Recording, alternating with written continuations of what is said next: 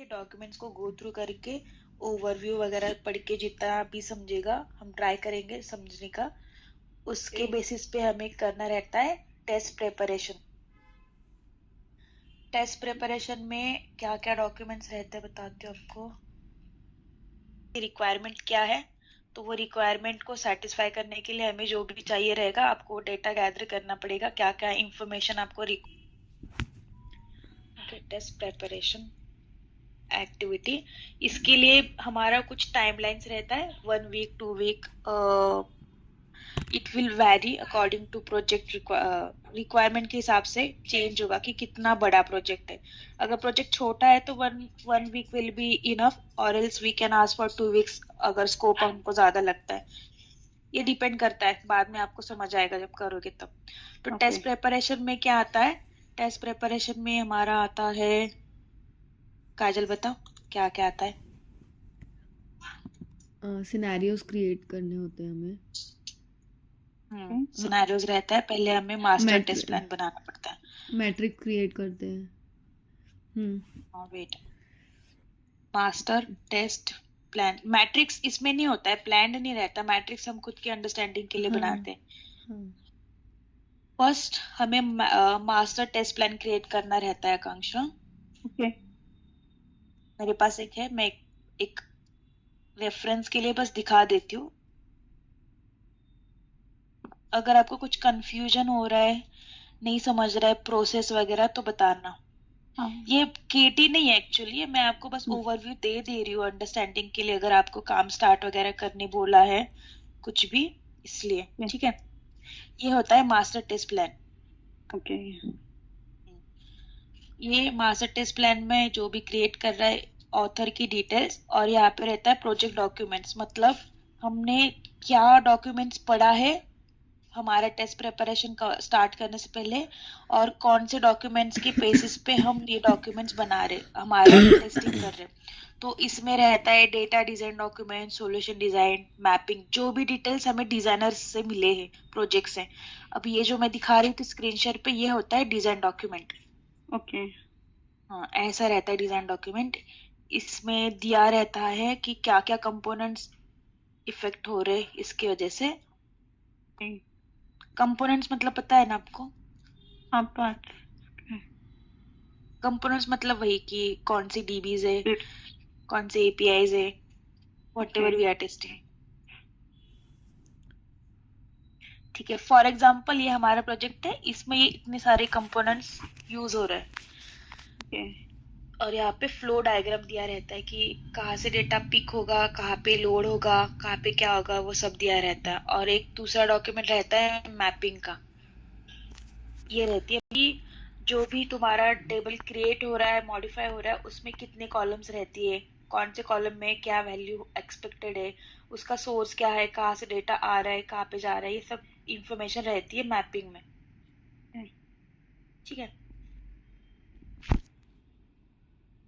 और ये सब जब हम डिजाइन डॉक्यूमेंट वगैरह पढ़ लेंगे, हमें स्कोप समझेगा, वो सब चीजें हमें मास्टर टेस्ट प्लान में डालनी पड़ती है। मास्टर टेस्ट प्लान में यहाँ पे आपको in scope, out of scope, ये सब डिटेल्स भरनी रहती है। बाकी की ये डिटेल्स, ये वाला तो ये जेनरिक रहता है कि डॉक्यूमेंट में एग्जैक्टली क्या होता है, कि हम यहाँ पे हमारा टाइमलाइंस डालेंगे, इन स्कोप डालेंगे, टेस्टिंग अप्रोच डालेंगे, स्टेक होल्डर्स का लिस्ट डालेंगे जिनसे अप्रूवल लेना है, प्रोजेक्ट बैकग्राउंड तो हम डिजाइन डॉक्यूमेंट से डाल सकते हैं। ओके, और ये यहाँ पे टेक्निकल आर्किटेक्चर, ये सब चीजें हमें डिजाइन डॉक्यूमेंट में मिलती है, हमें बस यहाँ पे पुट करनी रहती है। और इन स्कोप हमें खुद के मन से, हमें जो भी लग रहा है कि हमें क्या क्या टेस्ट करना पड़ेगा, वो हिसाब से हम इन स्कोप बनाते हैं। ठीक है, in scope, out of scope. और आउट ऑफ स्कोप भी इम्पोर्टेंट चीज है कि बाद में जाके हम पे सवाल नहीं आए कि हमने ये क्यों नहीं किया था, इसलिए हमें ये आउट ऑफ स्कोप आइटम्स पहले ही उनको डिफाइन करनी रहती है कि हम क्या क्या टेस्ट नहीं करेंगे, कि क्या हमारे स्कोप में नहीं आता है, वो हमें पहले बताना रहता है उनको। ठीक है, और रिस्क एंड इश्यूज भी इसमें बहुत सी चीजें जेनरिक ही है, जैसे कोड ड्रॉप वगैरह, ये सब चीजें जेनरिक ही है। बट इसके अलावा भी अगर प्रोजेक्ट के हिसाब से कुछ और हमें कुछ चैलेंजेस लगते हैं, तो वो हम यहाँ पे मेंशन कर सकते हैं। ये भी मोस्ट ऑफ द चीजें जेनेरिक रहती है। और यहाँ पे एक रिस्क बेस्ड टेस्टिंग नाम का एक सेक्शन रहता है। हमारे प्रोजेक्ट में हम कैसे करते हैं ना, सेविंग्स, प्रोडक्टिविटी सेविंग्स दिखाने के लिए कुछ रहते हैं जो टेस्ट केसेस जो फंक्शनैलिटी वाइज ज्यादा इम्पैक्ट नहीं करते, इसलिए हम उनको प्रायोरिटी देते हैं P3 P4, और उनको हम आरबीटी मार्क करते हैं, और हम स्टेक होल्डर्स को बताएंगे कि ये टेस्ट केसेस है, इनका इम्पैक्ट है ही नहीं प्रोजेक्ट के फंक्शनैलिटी पे। तो अगर हमने ये टेस्ट नहीं की ये वाली फंक्शनैलिटी तो भी प्रोजेक्ट पे कोई इम्पैक्ट नहीं होगा। वो हिसाब से हम ये टेस्ट केसेस ऐसे डाल सकते हैं आरबीटी में। ये ओके। शायद आपको अभी थोड़ा कंफ्यूजिंग लगेगा, बट ठीक है। और ये बाकी की चीजें तो जेनेरिक रहते, तो इसको बोलते हैं मास्टर टेस्ट प्लान। ओके। ठीक है, इसमें हमारे एनवायरनमेंट डिटेल्स वगैरह हम सब डालते हैं कि हम कौन सा एनवायरनमेंट यूज कर रहे हैं, डिफेक्ट मैनेजमेंट की हम जीरा यूज करते हैं ना, तो टेस्ट केसेस, डिफेक्ट मैनेजमेंट, जीरा का लिंक हम यहाँ पे डालते हैं।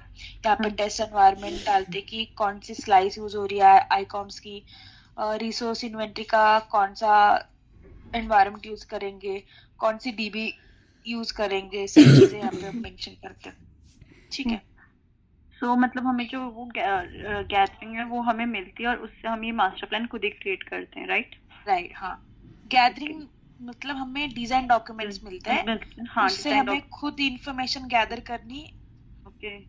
हाँ, ये खुद के रेफरेंस के लिए आप ऐसे कहीं पे भी लिख सकते हो, जैसे मैंने यहाँ पे लिखा है, जैसे मेरी खुद की अंडरस्टैंडिंग के लिए मैंने नोटपैड में लिख के रखा है। आपको जैसे लगे, आप कोई एक्सेल बना लो या फिर कुछ भी बना लो, तो उसके हिसाब से आप अपना फ्लो लिख लो, इनस्कोप लिख लो। ये खुद की अंडरस्टैंडिंग के लिए, हेल्प के लिए यहाँ पे एक जगह पे लिख के रखोगे तो समझेगा। ठीक है, ये रहता है master test plan. Master test plan के बाद टेस्ट प्रिपरेशन में बनता है टेस्ट सिनेरियोज।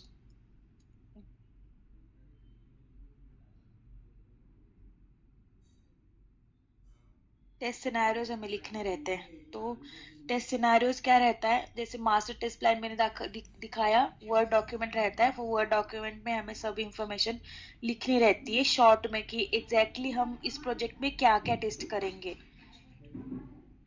और क्या एनवायरमेंट्स यूज करेंगे, हम कौन से इस पे डिफेक्ट मैनेजमेंट कर रहे हैं, वो सब चीजें हम यहाँ पे लिखते हैं मास्टर टेस्ट प्लान में। और टेस्ट सिनेरियोज क्या रहता है, डिटेल्ड डिस्क्रिप्शन, डिटेल एक एक सिनेरियो टेस्ट केसेस हम लिखेंगे, क्या क्या आप टेस्ट कर रहे करके। जैसे कि ये वाला डॉक्यूमेंट जो है मेरा, ये है टेस्ट सिनेरियोज। तो टेस्ट सिनेरियोज में हमें ऐसे लिखना रहता है। ओके।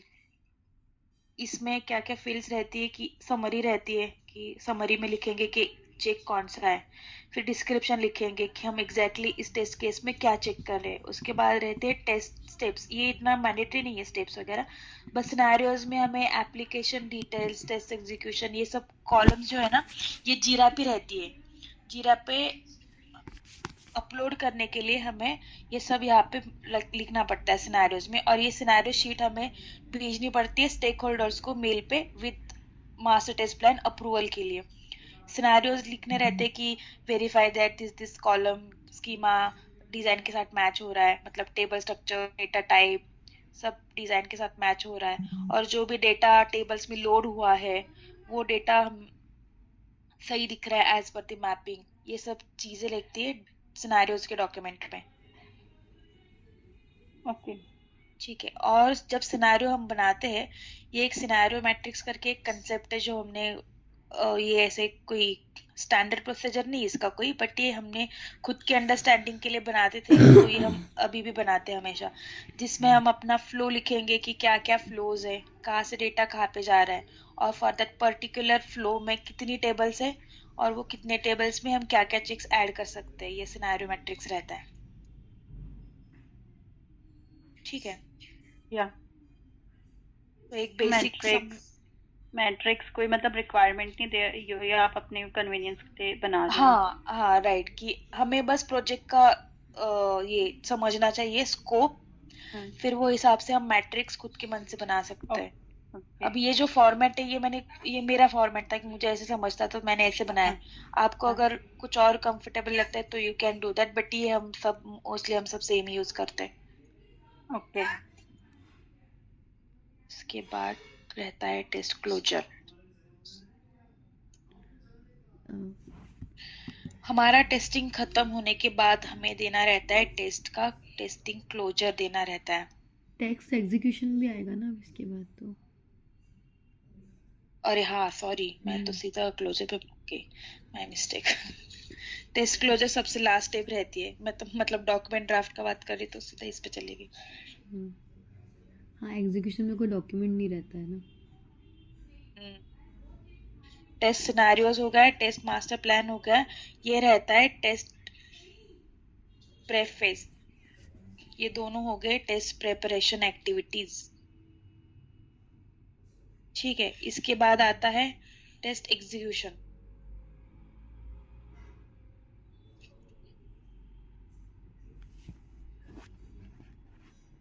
जो कि हमें हैंडल करनी रहती है कि जो भी ये प्रोजेक्ट देख रहा है, हमें कुछ इश्यूज आ रहे हैं तो उसके लिए एक डिफेक्ट ट्राइज कॉल सेट रहती है डेली की। कॉल में जाना, जो भी रिक्वायर्ड ऑडियंस है, फॉर एग्जांपल हमें कुछ डिजाइन में गलत लग रहा है तो डिजाइनर को ज्वाइन करने बोलो। कॉल में जाके डिजाइनर को बोलो कि you have mention something like this in design but as per our understanding it should be something else, और जो भी हमारा अंडरस्टैंडिंग है तो हम चैलेंज कर सकते हैं डिजाइनर को कि ये कैसा है समझाओ, या फिर नहीं समझता है तो we can ask for our queries.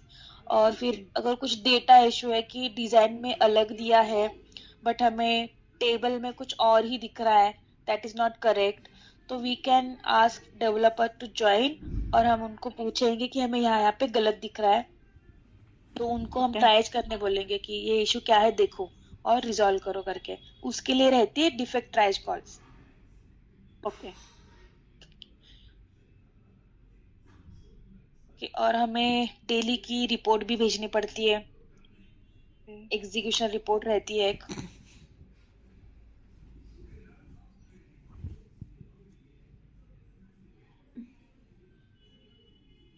Daily execution report जिसमें हम डिटेल्स लिखते हैं कि हमारा कितना एग्जीक्यूशन हुआ है, एग्जीक्यूशन स्टेटस परसेंटेज, उसमें क्या क्या इश्यूज है, क्यों इश्यूज है, हम क्यों ब्लॉक है, हम क्यों नहीं प्रोसीड कर पा रहे, वो सब हमें यहाँ पे एक्सप्लेनेशन देना रहता है रिपोर्ट में। एक रिपोर्ट दिखाती हूँ, देखो अभी सौम्य भेजते हैं ये रिपोर्ट रोज, तो उसमें ये डैशबोर्ड से ये सब डिटेल्स फेच होती है, हमें ये सब चीज